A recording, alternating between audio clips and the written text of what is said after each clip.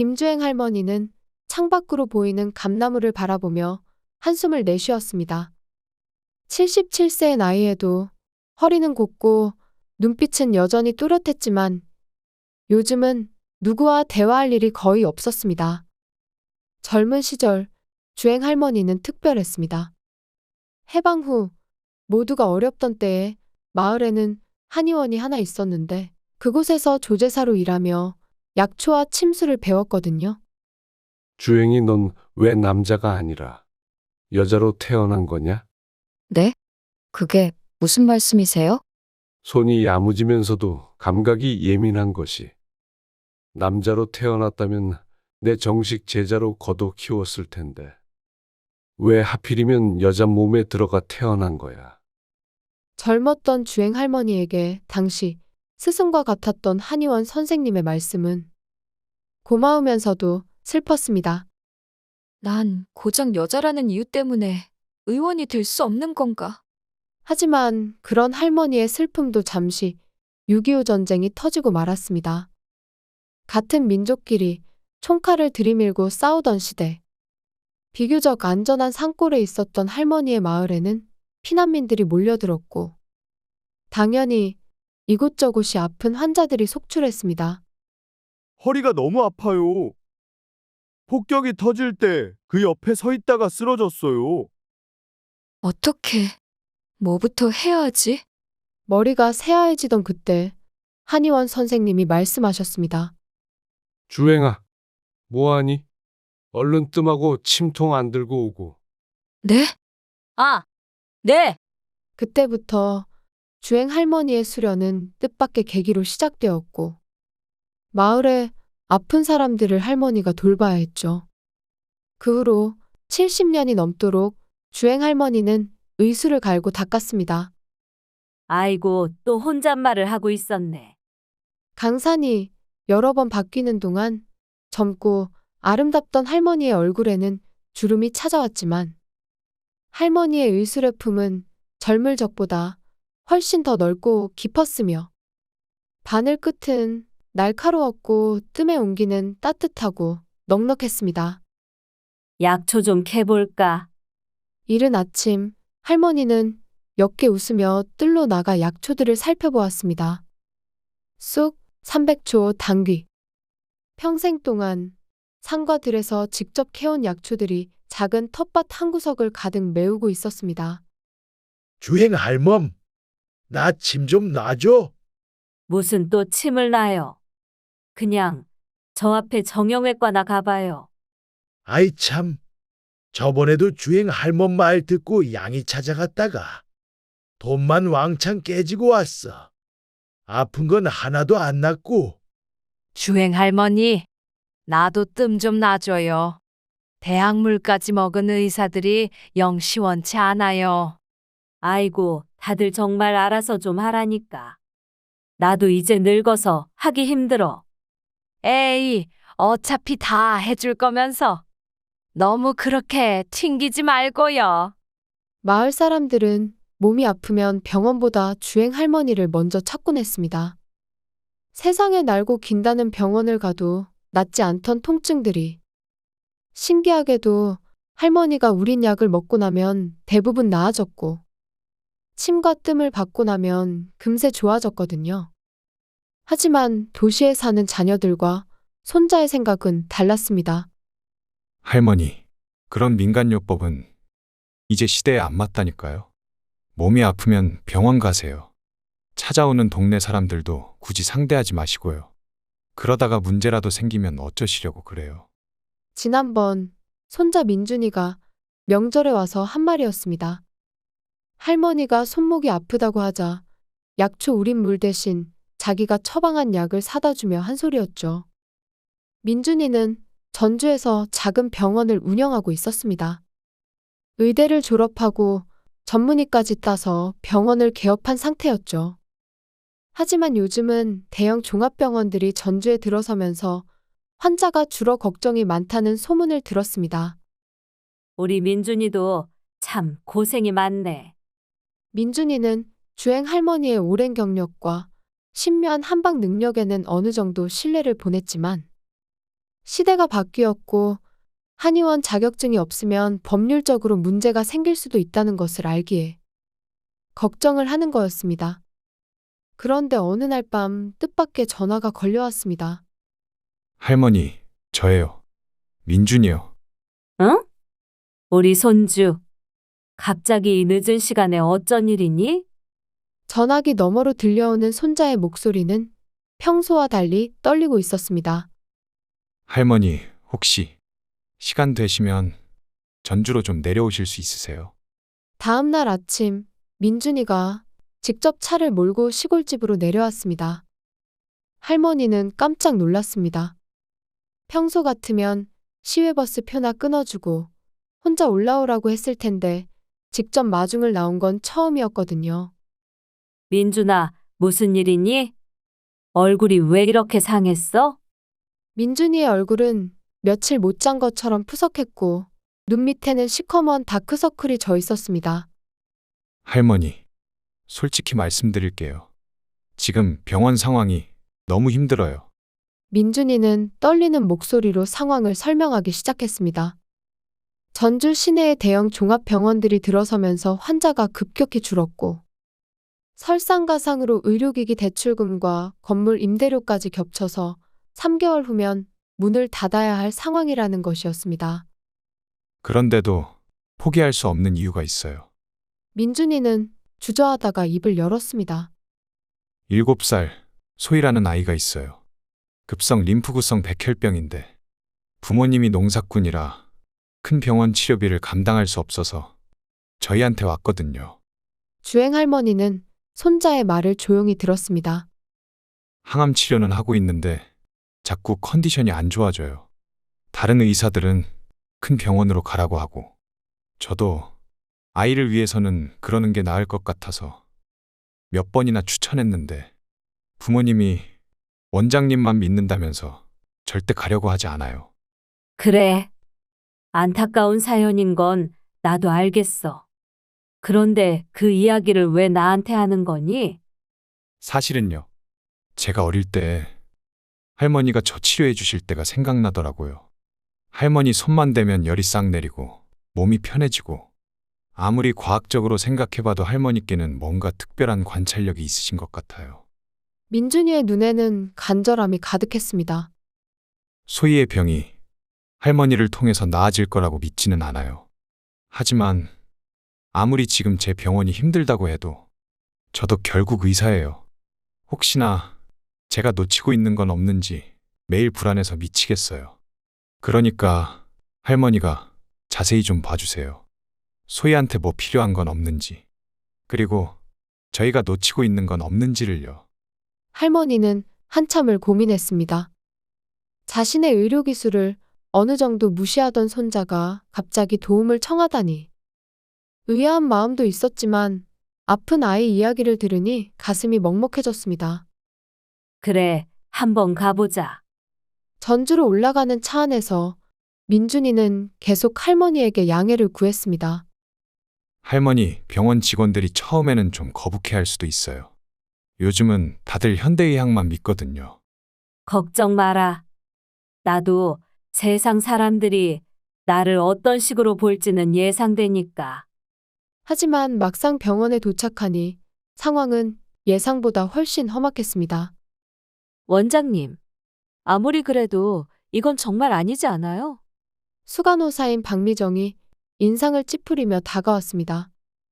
할머니의 투박한 한복 차림과 커다란 보자기를 보더니 노골적으로 못마땅한 표정을 지었습니다. 너무 그렇게 대놓고 뭐라 하지 말아요. 우리 할머니는 그냥 말 그대로 옆에서 조언 정도만 하실 거니까. 그리고 공인 자격증은 없어도 어지간한 한의사보다 더 뛰어나세요. 원장님, 제발 정신 차리세요. 지금 병원이 어떤 상황인데 무당을 모셔다가 굿이라도 하시겠다는 거예요? 사실 박미정에게는 숨겨진 사정이 있었습니다. 5년 전 그녀의 아버지가 지방의 한 작은 의원에서 한약만 처방받다가 돌아가셨거든요. 그때 담당 의원은 자기는 최선을 다했다며 책임을 떠넘겼고 그 이후로 박미정은 한의학을 극도로 혐오하게 되었던 겁니다. 동시에 동네 작은 병원같이 규모가 작은 곳은 극도로 싫어했죠. 아무리 그래도 아닌 건 아니에요. 이대로 가다간 소희가 죽고 말 거라고요. 다른 의사들과 간호사들도 하나둘 모여 수군거리기 시작했습니다. 아니, 백혈병 환자한테 무슨 민간요법을. 원장님이 스트레스를 너무 받아서 미쳐버린 건 아닐까요? 뭐, 아예 틀린 말은 아니지. 그렇지 않아도 쪼들리는 병원 형편에 백혈병 환자까지 떠맡았으니. 게다가 소인의 부모님 완전 헐값에 치료받는 중이잖아? 무튼간에 무슨 시골 할머니를 데려와서 자문을 맡기냐고요?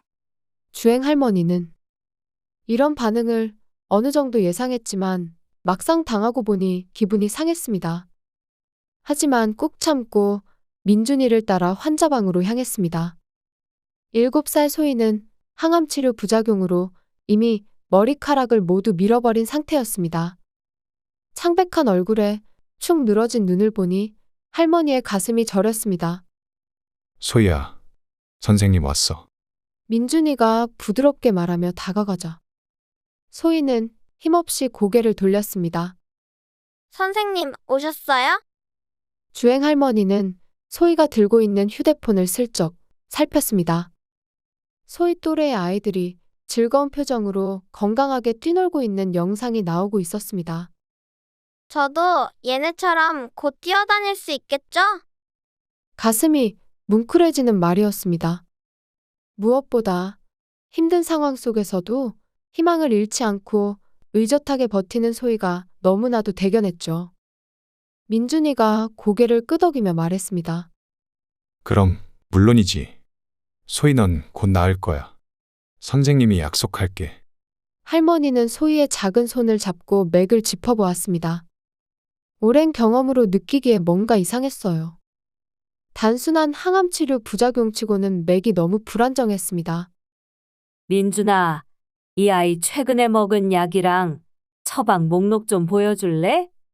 보여드릴 수는 있지만 그걸 보시면 할머니가 알아보기 힘드실 텐데. 자기가 도움을 청하는 입장이었지만 민준이의 말에는 여전히 불신이 깃들어 있었습니다.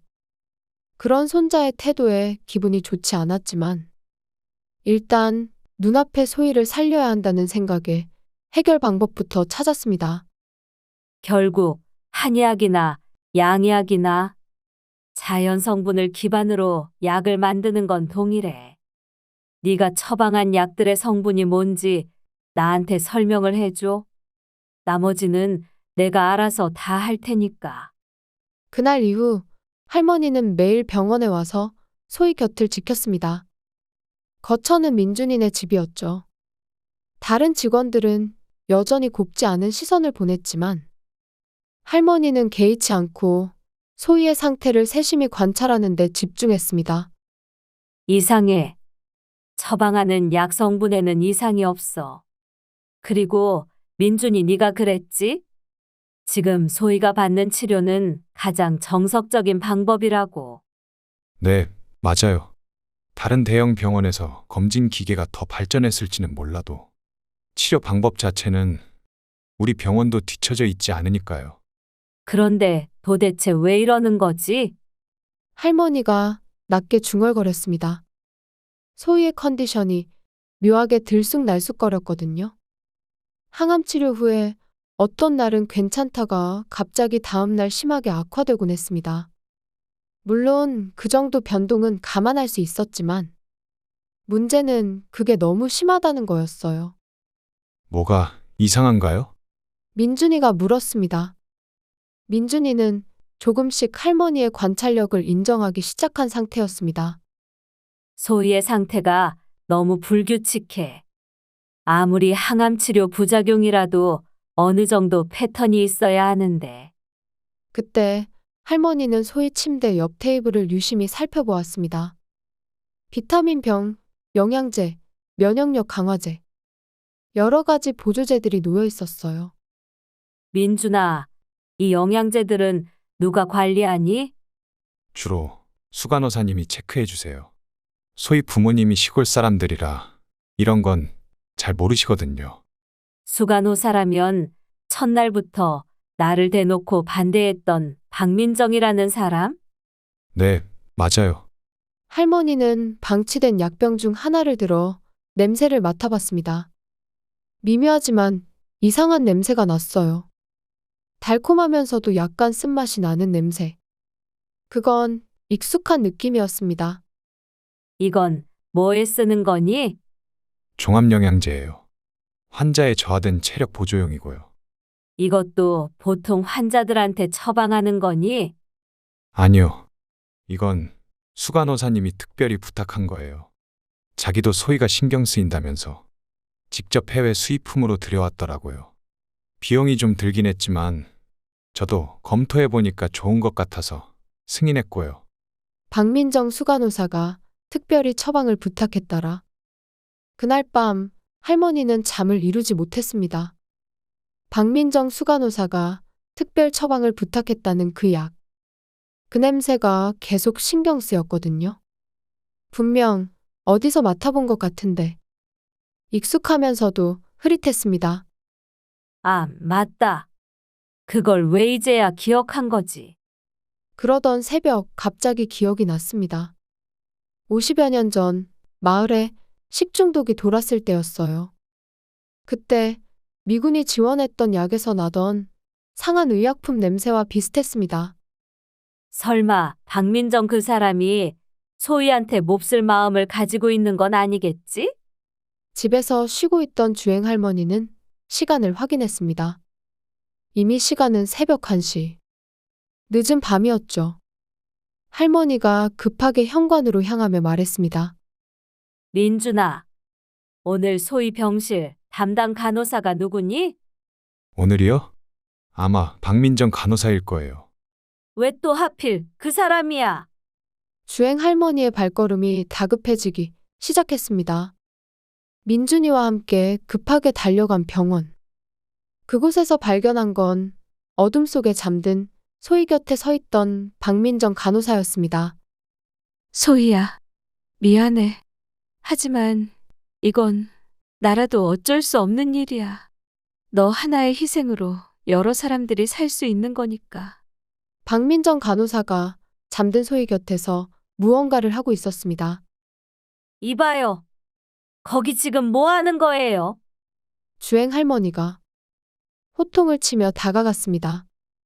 그러자 박민정 간호사가 당황한 얼굴로 황급히 무언가를 숨기려 들었습니다.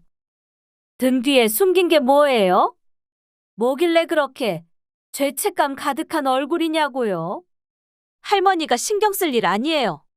박 간호사님, 뒤따라온 민준이 제발 아니길 바라는 얼굴로 말했습니다. 등 뒤에 숨긴 거 보여주세요. 아니, 이제는 원장님까지 절 의심하시는 거예요? 전 그냥 소희한테 줄 영양제를 체크하고 있었다고요. 그러니까 그게 뭔지 이 병원의 원장인 내가 직접 확인해 보겠다는 거잖아요. 민준이의 말에 박 간호사의 눈빛이 흔들렸습니다. 그러더니 이내 에잇! 어? 자, 잠깐. 박 간호사, 뭐 하는 거예요? 박민정 간호사가 자기가 등 뒤에 숨기고 있던 약을 그대로 입에 털어넣어 삼켰습니다. 그러고는 주행 할머니의 얼굴을 똑바로 쳐다보았습니다. 으드득, 으드득. 물 한 모금 없이 약을 통째로 씹으며 할머니를 보고 말했죠. 말 그대로 이건 그냥 영양제예요. 그렇지 않았으면 제가 이렇게 먹었을 리 없잖아요. 민준이가 뭐라고 더 할 새도 없이 박 간호사가 할머니와 민준이를 밀치고 떠나버렸습니다. 도대체 왜 저러는 거죠? 원래 저런 사람이 아니었는데. 민준이가 유약한 소리를 하는 사이 주행 할머니는 아무 말 없이 박 간호사의 뒤를 밟았습니다. 그러자 당당하게 떠나던 박 간호사는 이내 공용 화장실로 급히 들어가더군요. 그러고는 박 간호사는 변기통을 잡고 자기가 삼킨 약을 토해내고 있었습니다. 주행 할머니는 차분하게 세면대 앞에 서서 그런 그녀를 기다렸죠. 마침내 물 내리는 소리와 함께 박 간호사가 바깥으로 나왔고 주행 할머니와 눈이 마주쳤습니다. 박간호사는 눈 하나 꿈쩍하지 않고 버텼고, 그건 주행 할머니도 마찬가지였습니다. 당신, 고작해야 시골에 사는 노인인 주제에 당신이 뭐라도 된 줄 알아요? 박간호사의 말투에는 노인을 얕잡아보는 투가 가득했습니다. 하지만 고작 그 정도로 기가 눌릴 주행 할머니가 아니었습니다. 내가 그리 대단한 사람은 아니지만 그래도 다른 사람을 해치지는 않아요. 더더욱이나 소희처럼 아픈 아이에게는 더 그렇고요. 그건 짐승이나 할 짓이죠. 주행 할머니의 말에 박간호사의 얼굴이 사납게 일그러졌습니다. 그녀가 주행 할머니의 어깨를 일부러 밀치고 가면서 말하더군요. 할머니가 다른 여느 동네 노인들하고 다른 건 알겠어요. 하지만 박간호사가 숨을 고르다가 말했습니다. 그래봤자 노인인데 다 늙은 몸으로 내 계획을 막을 수 있을까요? 주행 할머니는 두근대는 마음으로 민준이에게 돌아갔습니다. 그날 밤 민준이와 할머니는 교대로 소희의 곁을 지켰고, 다음 날 아침이 되자마자 민준은 모든 것을 점검했습니다. 박간호사가 정말로 소희를 해치려고 했는지 확인한 것이죠. 일단 서류적으로나 실질적으로나 박간호사가 소희를 해치려고 했다는 증거는 없어요. 하다못해 CCTV 영상이라도 있었으면 모를까. 할머니 앞에서 토한 것도 하필이면 화장실이라 카메라 같은 건 당연히 없었고요. 박간호사는 생각보다 훨씬 철저한 인간이었습니다. 소희에게 먹이려던 영양제를 자기 입에 털어 넣은 것을 보니 분명 무언가 수상했지만, 민준이가 확인한 결과 다른 남은 영양제 모두 정상적이었고, 다른 어떤 증거도 없었거든요. 박간호사를 이 병원에서 내보낼 수는 없는 거니? 당장은 좀 힘들어요. 박간호사가 직원들 사이에서 영향력이 꽤 크거든요. 그렇지 않아도 병원이 힘든 상황이라 대체 인력을 구하기도 힘들고요. 일단은 당분간 소위 담당해서 박간호사는 제외시켜놨어요. 명확한 증거가 없고 병원이 힘든 상황이니 민준으로서는 최선의 결정이었습니다. 주행 할머니는 그 후로 더욱 소희의 곁을 지켜주었습니다. 같이 산책을 가기도 하고, 소희가 좋아하는 영화를 함께 보기도 했습니다. 할머니도 의사예요? 어느 날 소희의 질문이었습니다. 갑작스러운 말에 주행 할머니는 당황했지만 이내 미소를 지으며 말을 받았습니다. 글쎄, 뭐라고 답을 해야 할까? 원래라면 의사가 맞긴 한데 어떤 사람들은 할머니를 의사라고 보지 않기도 해. 그런데 왜 그러니? 그게 병원에서 일하는 언니 오빠들이 할머니 보고 그러더라고요. 할머니도 예전에 의사였다고요. 그래? 사람들이 그런 말을 했니? 네. 할머니, 저도 그럼 나중에 의사가 될 수 있을까요? 여기 원장님이나 할머니처럼요. 그럼 왜 안 되겠니? 소위 네가 마음만 먹으면 세상에서 못할 일이 없어. 그게 저는 몸이 약하잖아요. 남자들처럼 힘이 세지도 않고요. 소희 말에 주행 할머니의 머릿속에서 과거의 기억이 스쳤습니다. 왜 너는 남자로 태어나지 않고 여자로 태어났냐던 오래전 스승의 말. 그 기억을 더듬던 할머니는 이내 미소를 지었습니다. 소희야, 넌 네 생각보다 더 강한 사람이야. 그리고 무엇보다 이제는 세상이 달라졌어. 남자보다 힘이 약한 여자라고 못할 일이 없고, 당당하게 어깨를 펴고 살면 세상이 널 알아봐 줄 거야. 네가 남자든 여자든 몇 살이든 어떤 모습이건 간에 말이야. 정말요, 할머니? 그럼 정말이고 말고. 소희가 기뻐하는 모습을 보다 보니 문득 그 말이 아이에게만 하는 것이 아니라 스스로를 위로하는 것이기도 하다는 걸 깨달았습니다. 그렇게 주행 할머니는 계속해서 소희와 함께 진심 어린 시간을 보내었고, 그런 모습을 보며 처음에는 그저 동네 시골 노인이라고 무시하던 병원 직원들도 하나 둘 마음을 열기 시작했습니다. 그래도 주행 할머니만큼 소희를 생각하는 사람은 없네요. 누가 보면 자기 친손녀인 줄 알겠다니까. 소희의 부모님도 뒤늦게 소식을 듣고는 할머니에게 소희를 잘 부탁한다며 고개를 숙였습니다. 하지만 주행 할머니가 그렇게 신경을 쓰는 이유는 다른 게 아니었습니다. 박 간호사의 행동이 너무 수상하단 말이지. 더 이상 소희 담당 간호사로서 배정이 끝났음에도 불구하고 박 간호사는 이상하리만치 계속 소희의 곁을 맴돌았습니다. 오늘도 소희 곁에 계시네요? 어느 날 박 간호사가 한 말이었습니다. 방금 다른 환자를 치료하고 온 건지. 그녀는 철제 쟁반에 피가 묻은 나이프를 담아 이동 중이었습니다. 그런 그녀가 주행 할머니와 소희가 함께 있는 병실로 들어왔습니다. 그러고는 등 뒤로 문을 닫더니 아예 소희의 침대에 앉는 게 아니겠어요? 이제는 인정할 수밖에 없겠네요. 할머니한테는 다른 사람한테는 없는 특이한 능력이 있다는 거려. 박 간호사가 비웃는 건지 불만스러운 건지 알 수 없는 표정으로 말을 이었습니다. 처음 여기 병원에 왔을 때만 해도 대부분이 할머니를 싫어했는데 이제는 할머니가 소희에게 얼마나 진심인지 칭찬하는 사람이 더 많아요. 직원들 일이 줄었다고 좋아하는 사람도 있고요. 그냥 무식한 시골 할머니로만 생각했었는데 내 실수였나 봐요. 박 간호사가 말과 함께 피 묻은 나이프를 들었습니다.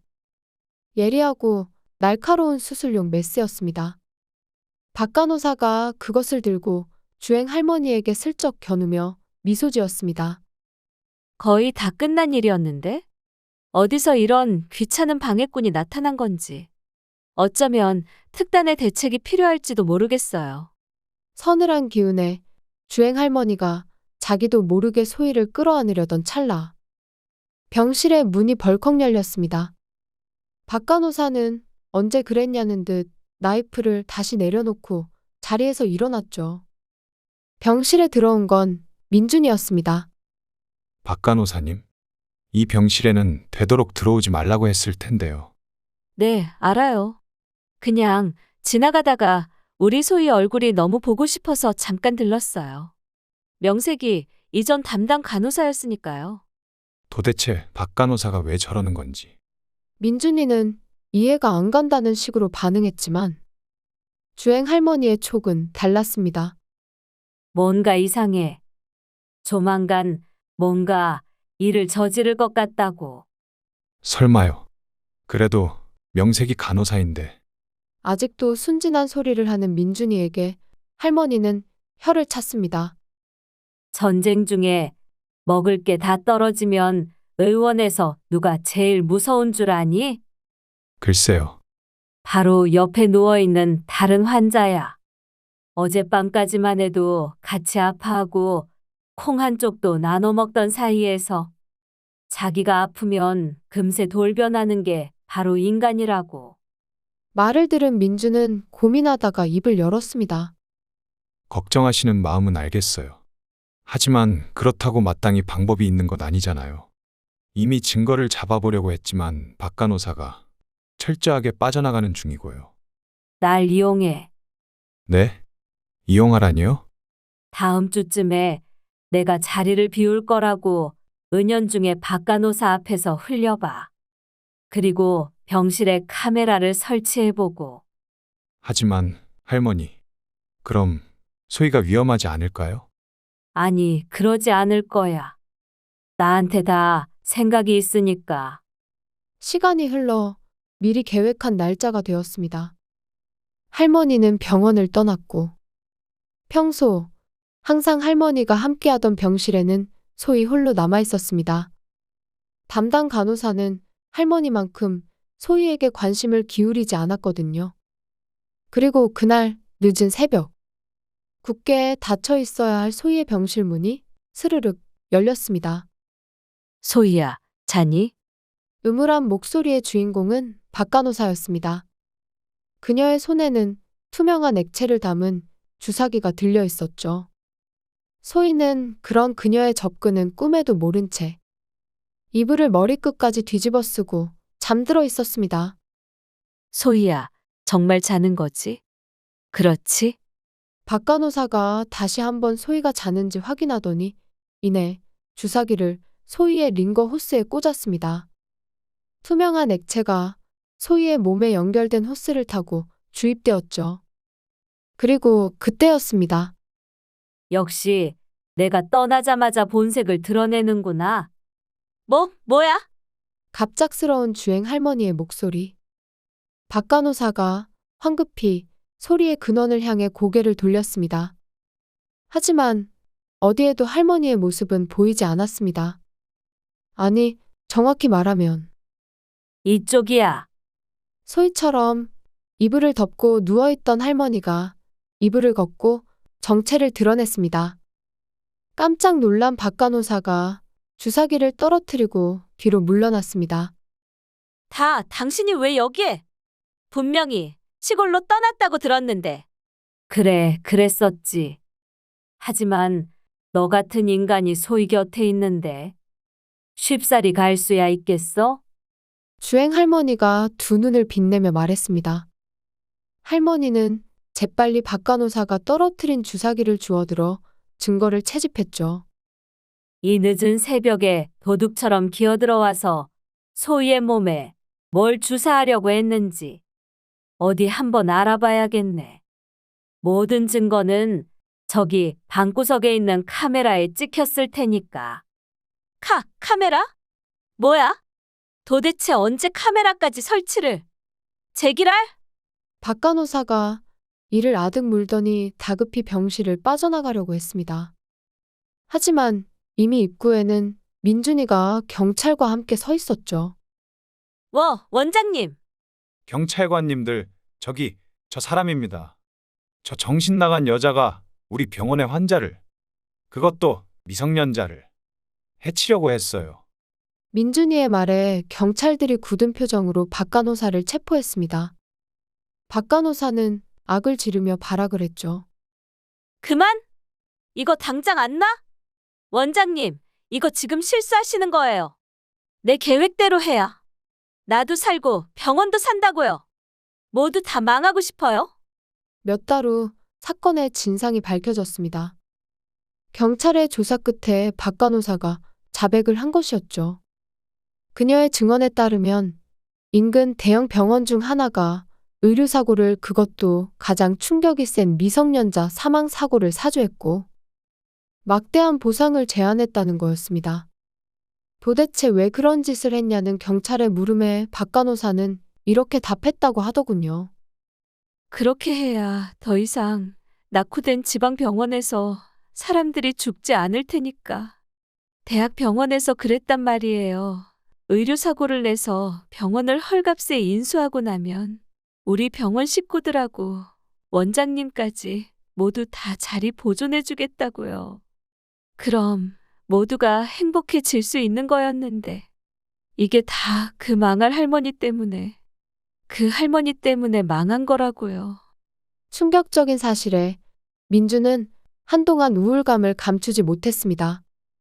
다른 사람도 아니고 함께 동거동락했던 병원의 수간호사가 그랬으니 충격이 큰 것도 이해가 되었죠. 하지만 주행 할머니는 그런 손자의 정신을 다잡았습니다. 힘든 건 알겠지만 네가 중심을 잡아야 해. 지금 이 병원에 있는 사람들은 모두 너 하나만 바라보고 있다고. 할머니의 말에 민주는 정신을 차렸습니다. 의료사고를 사주한 대학병원 측에 고소를 했고 그 사이 병원을 재정비했습니다. 소문을 들은 인근 지역 주민들의 도움도 있었죠. 여기가 거기죠? 지역 신문에 나온 의료사고 집이요. 처음에는 오히려 민준의 병원을 욕하는 사람도 있었습니다. 심지어는 간호사들을 불신하는 분위기까지 있었죠. 하지만 그때 빛을 발한 것이 바로 주행 할머니의 지혜였습니다. 할머니는 사람들 사이로 걸어가며 말을 이었습니다. 저도 옛날에 비슷한 경험이 있어요. 사람들의 시선이 할머니에게 집중됐습니다. 40년 전 제가 젊었을 때였어요. 마을에 돌팔이 의원이 와서 가짜 약을 팔았던 적이 있어요. 그때 많은 사람들이 피해를 봤죠. 할머니의 목소리에 진정성이 담겨 있었습니다. 그때 저도 여러분처럼 화가 났어요. 의원이면 다 그런 건가? 라는 사람들의 말에도 할 말이 없었죠. 하지만 그건 잘못된 생각이었어요. 왜요? 한 젊은 여성이 물었습니다. 그 돌팔이를 잡아낸 것도 진짜 의원이었거든요. 의사라고 간호사라고 해서 다 같은 건 아니에요. 좋은 사람도 있고 나쁜 사람도 있는 거죠. 할머니는 품에서 작은 수첩을 꺼냈습니다. 여러분, 이걸 보세요. 사람들이 궁금해하며 다가왔습니다. 이건 제가 이 병원에 온 이후로 기록한 거예요. 매일매일 어떤 환자가 와서 어떻게 나아갔는지. 할머니가 수첩을 펼쳐 보였습니다. 김철수 할아버지 20년간 안 났던 복통이 나았어요. 박영희 아주머니 역류성 식도염이 많이 좋아졌고요. 이런 사람들이 벌써 50명이 넘어요. 정말이에요? 여기 계신 분들 중에도 이 병원에서 치료받으신 분 있을 거예요. 한번 물어보세요. 그러자 뒤에서 한 할머니가 나섰습니다. 맞습니다. 저도 여기서 치료받았어요. 민준 원장님이 정말 성심껏 봐주셨어요. 저도요. 제 아이가 감기 걸렸을 때 직접 자기 일처럼 봐주셨어요. 그리고 그때 소인의 부모님이 나섰습니다. 저희가 시골 사람들이라 다른 건 잘 모르지만 그래도 사람은 어느 정도 압니다. 여기 병원 원장님하고 지금 말씀하시는 할머님 두 분은 저희 딸 소희를 정말 친딸처럼 가족처럼 돌봐주고 계세요. 이분들은 죄가 없습니다. 저희는 이번 일이 있고 나서도 소희를 원장님네 병원에 맡길 거예요. 그러니 부디 다른 분들도 병원이 문을 닫지 않도록 힘을 보태주십시오. 주행 할머니의 기지와 소인의 부모님의 도움 덕분에 병원을 비난하던 여론은 금세 바뀌었습니다. 오히려 전보다 찾아오는 사람들이 늘어났죠.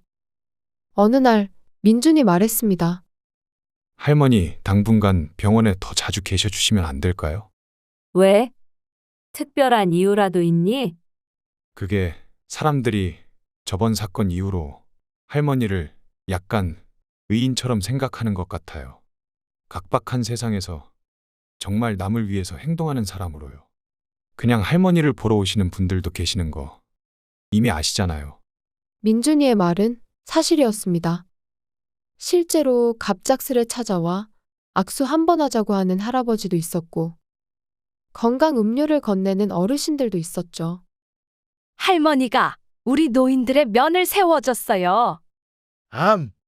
그렇고 말고 젊은 사람들뿐만 아니라 우리도 할 수 있다는 걸 보여줬잖아. 대단해. 박간호사 사건이 해결된 후 할머니는 병원에서 환자 생활 상담사라는 새로운 역할을 맡게 되었습니다. 의료행위는 하지 않고 환자의 생활 환경 개선과 가족 상담 그리고 의료진과 환자 간의 소통을 돕는 일이었어요. 하지만 모든 일이 순조롭지만은 않았습니다. 할머니가 점점 더 주목받게 되자 처음에는 할머니 덕에 병원에 활기가 생겼다고 좋아하던 일부 의료진들이 반발하기 시작했거든요. 원장님, 아무리 그래도 무자격자가 환자 치료에 개입하는 건 아니라고 생각합니다. 젊은 의사 김태연이 불만을 표했습니다. 저희가 의대에서 몇 년을 공부했는데 할머니 말 한마디에 치료 방침이 바뀌는 게 말이 되나요? 할머니는 이런 반응을 예상했습니다. 그래서 지혜롭게 대응했어요. 선생님 말씀이 맞아요. 제가 의사를 대신할 수는 없죠. 김태연은 예상과 다른 할머니의 겸손한 태도에 조금 놀라는 것 같았죠. 저는 그냥 70년 넘게 사람을 봐온 경험으로 생활 속에서 놓치기 쉬운 부분들을 말씀드릴 뿐이에요. 최종 결정은 항상 의사 선생님들이 하시는 거고요. 할머니는 구체적인 예를 들어 설명했습니다. 예를 들어 환자가 집에서 어떤 음식을 먹는지, 어떤 환경에서 사는지, 가족 관계는 어떤지, 이런 것들이 치료에 영향을 줄 수 있잖아요. 저는 그런 걸 관찰해서 선생님들께 참고사항으로 말씀드리는 거예요. 김태현은 할머니의 말을 듣고 생각을 바꾸기 시작했습니다. 그런 식으로 보면 나쁘지 않을 수도 있겠네요. 나중에 알고 보니 주행 할머니가 수십 년간 한의사로서 의료행위를 해왔기에 자존심을 내세울 줄 알았는데 오히려 반대였고 게다가 논리적이라 할 말을 잃었다고 하더라고요. 다음 난관은 환자 중에도 있었습니다. 특히 젊은 환자들 중에는 거부감을 보이는 경우가 꽤나 있었죠. 저는 그런 민간요법 안 믿어요. 현대의학만 믿거든요. 30대 직장인 이수진이 단호하게 말했습니다. 위암으로 입원한 그녀는 할머니가 다가오자 노골적으로 싫어했어요. 할머니는 억지로 다가가지 않았습니다. 대신 멀리서 지켜보며 기다렸어요. 며칠 후 이수진이 처방을 받았음에도 계속 속이 쓰리다고 호소했습니다. 검사 결과상으로는 위염이 호전되고 있었는데 증상은 계속됐죠. 할머니는 그제야 조심스럽게 다가갔습니다. 수진 씨, 혹시 평소에 스트레스를 많이 받으세요? 네? 갑자기 왜요? 뭔가 이상한가요? 아니에요. 그냥 얼굴색을 보니까 잠을 잘 못 주무시는 것 같아서요. 이수진은 깜짝 놀랐습니다. 정말로 요즘 업무 스트레스 때문에 잠을 못 자고 있었거든요. 어떻게 아셨어요? 눈 밑 다크서클이랑 입술 색깔을 보면 알 수 있어요. 위염도 스트레스가 주요 원인일 때가 많거든요. 할머니는 의학적 조언은 하지 않았습니다. 대신 생활 습관에 대해 이야기했어요. 잠자기 전에 따뜻한 우유 한 잔 드시고 스마트폰은 잠자리에서 보지 마세요. 그리고 업무 생각은 회사에서만 하고 집에서는 푹 쉬시고요. 배에 따뜻한 온찜질을 하는 것도 좋아요. 신기하게도 이수진의 위염 증상이 점점 좋아졌습니다. 그제야 그녀는 할머니에게 감사 인사를 했죠. 제가 할머님을, 아니, 상담사님을 오해했었나 봐요. 정말 죄송해요. 할머니의 활동이 언론에 알려지면서 기관에서 조사도 들어왔습니다. 무자격자가 환자 치료에 개입하고 있다는 신고가 들어왔습니다. 보건과 조사관 박정호가 엄격한 표정으로 말했습니다. 의료법 위반 소지가 있으니 즉시 중단하시기 바랍니다. 할머니는 당황했지만 침착했습니다. 조사관님, 저는 의료행위를 한 적이 없어요. 하지만 환자 치료에 관여하고 계시지 않습니까? 저는 그냥 환자분들과 대화를 나누고 생활 상담을 할 뿐이에요. 약을 처방하거나 진단을 하지는 않죠. 할머니는 자신의 활동 기록을 보여주었습니다. 모든 상담 내용이 꼼꼼히 기록되어 있었고 의료진과의 협의 과정도 명확히 남아 있었어요. 보세요. 저는 환자분의 생활 환경이나 스트레스 상황에 대해서만 이야기해요. 그리고 그 내용을 의사 선생님께 전달드리는 거죠. 최종 판단과 치료는 모두 의사가 하세요. 조사관은 기록을 자세히 살펴봤습니다. 정말로 할머니는 의료행위를 한 적이 없었어요. 환자 상담과 생활 지도만 했을 뿐이었죠. 그런데 환자들이 호전되고 있다는 보고가 있는데요. 그건 환자분들이 생활 습관을 개선하고 스트레스를 줄인 결과예요. 저는 그냥 대화를 통해 도움을 드린 것뿐이고요. 민준이도 설명에 나섰습니다. 저희 할머니는 정말 상담 역할만 하세요.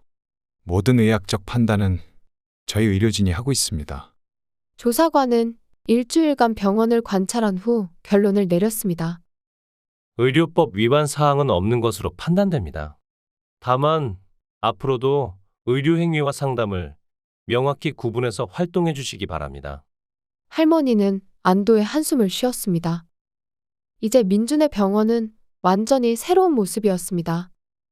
불과 얼마 전까지만 해도 폐업을 앞두고 있던 병원이 새로운 사람들로 가득 차고 활기로 넘쳤죠.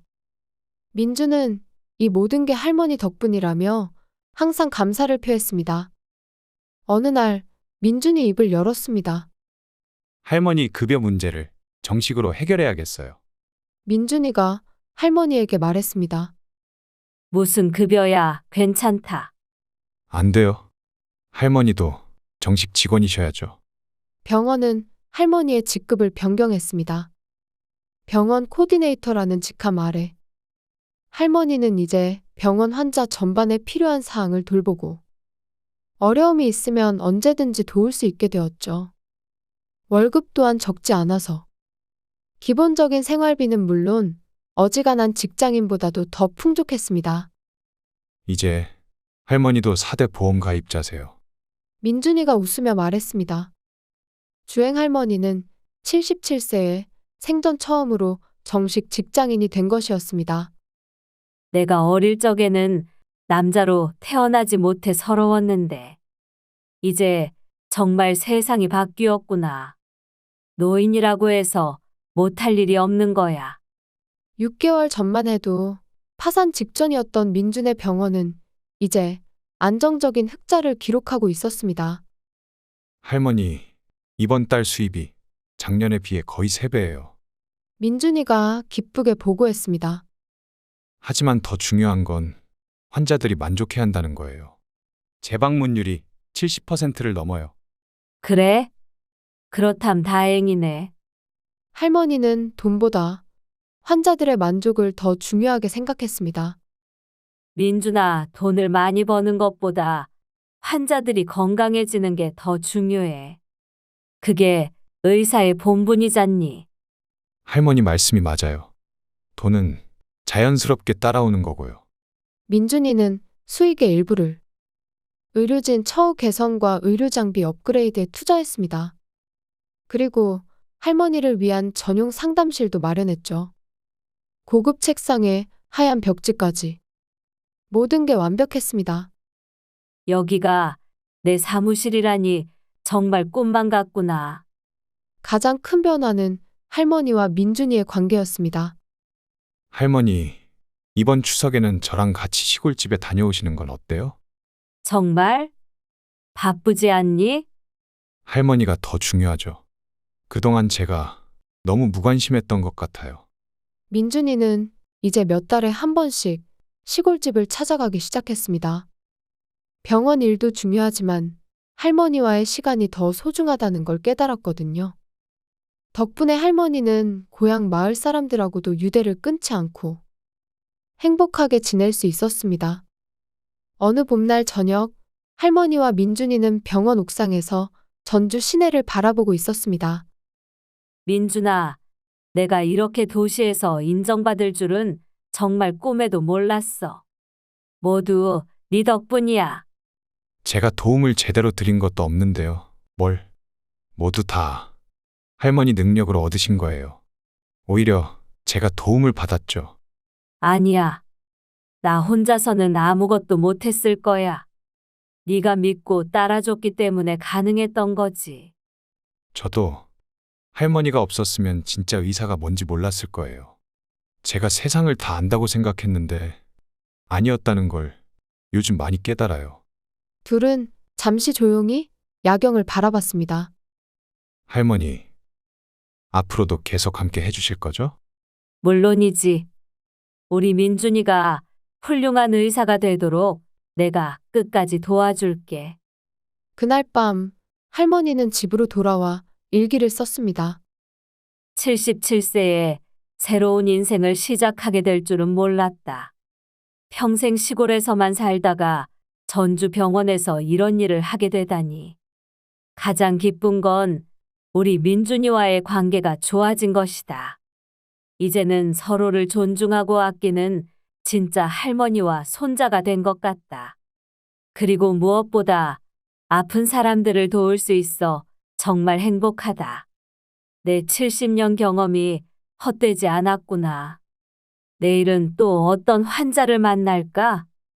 늙었다고 포기하지 말고 마지막까지 쓸모 있는 사람으로 살고 싶다. 창밖에는 별이 반짝이고 있었고 할머니의 얼굴에는 환한 미소가 떠나지 않았습니다. 민준이도 같은 하늘을 바라보며 생각하고 있었어요. 할머니 덕분에 진짜 의사가 됐구나. 환자를 진심으로 보살피는 게 뭔지 배웠어. 그렇게 77세 시골 할머니와 젊은 지방 의사는 서로의 가장 소중한 파트너가 되었습니다. 나이도 배경도 사는 방식도 달랐지만 아픈 사람을 돕고 싶다는 마음, 그것 하나로 뭉친 최고의 팀이 된 것이었습니다.